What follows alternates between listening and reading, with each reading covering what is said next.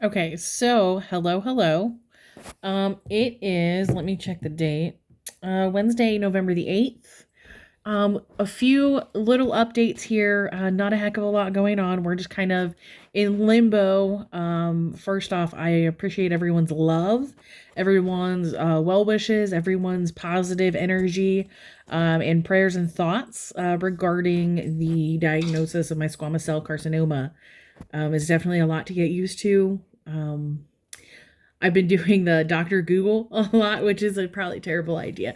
But I've been looking some things up. I've been researching some things, figuring out where we could potentially go from here.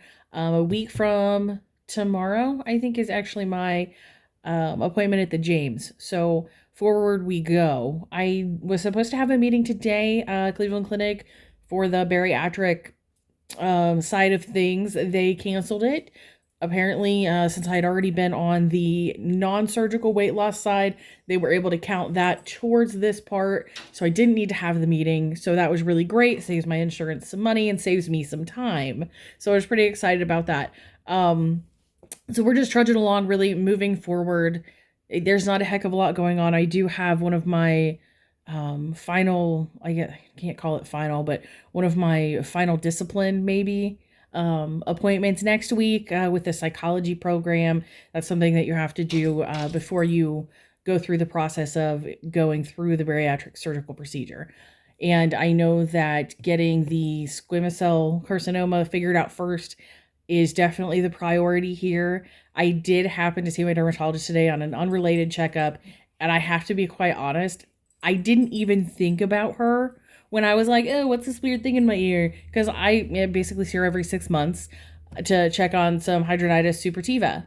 And I'm like, oh, well, duh. Didn't even think about it. Didn't even think about it. So if there's something weird or bizarre you have going on, don't be afraid to talk to your doctor or talk to a random doctor that you have in your circle saying, hey, this is what's going on. They may ask you if you have a dermatologist or you have someone specific for that. So don't be afraid to throw it out there. What's the worst they're going to say? No, like that's a dumb idea. Okay, so what? At least you didn't have cancer, because you waited forever. So she did, one of the things she did say to me was that squamous cell can be really short or it can be really long growing. So it could have happened, become like, non-squamous to squamous really early or really quick. And then just kind of gone from there. So she told me not to beat myself up. And I told her, I said, I'm not really, because what's it going to do for me? Nothing. It's just going to frustrate me. So I'm just trying not to drive myself insane over the next week or so until I get into the James with Dr. Kang to figure out exactly what the plan is. We went over some discussion about Mohs surgery. It's MOH' surgery. It's where they go in and they go layer by layer of tissue until they find that they have removed all of the tissue with the cancerous cells. And again, remember, just because it doesn't look ugly doesn't mean that it doesn't have cancer in it. These cells, when they first start, they look very similar to your regular cells. And obviously, of course, your naked eye isn't going to see anything weird. But microscopically, even, they look very similar. There are some small differences.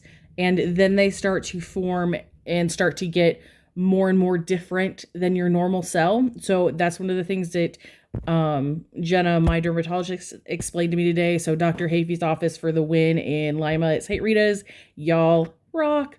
She made me feel a lot more comfortable. She did tell me, and I was freaking out about this thing that says poorly differentiated or moderate to poorly differentiated. I'm like, what does it even mean? That sounds terrible. Like, it sounds like, I don't know, my arm is hanging on by a thread, basically. It sounds terrible. But she said it's really not as bad as it sounds. It just means that those cells are less normal, that they don't look like the normal cells. They are kind of far away from looking normal, but they're moderate. So they're not the worst, but they're obviously not the best. But she also told me they see that regularly in the office. In the office, they see that regularly.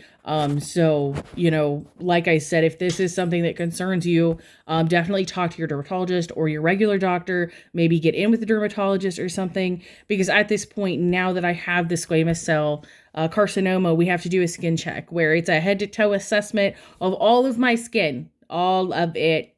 all of it, it's going to be really embarrassing for Jenna. Oof, sorry, Jenna. So we'll see how it goes. So yeah, I'll keep you up to date as we move along. Thanks for watching. Feel free to subscribe for updates, and we'll talk soon. Thanks, guys.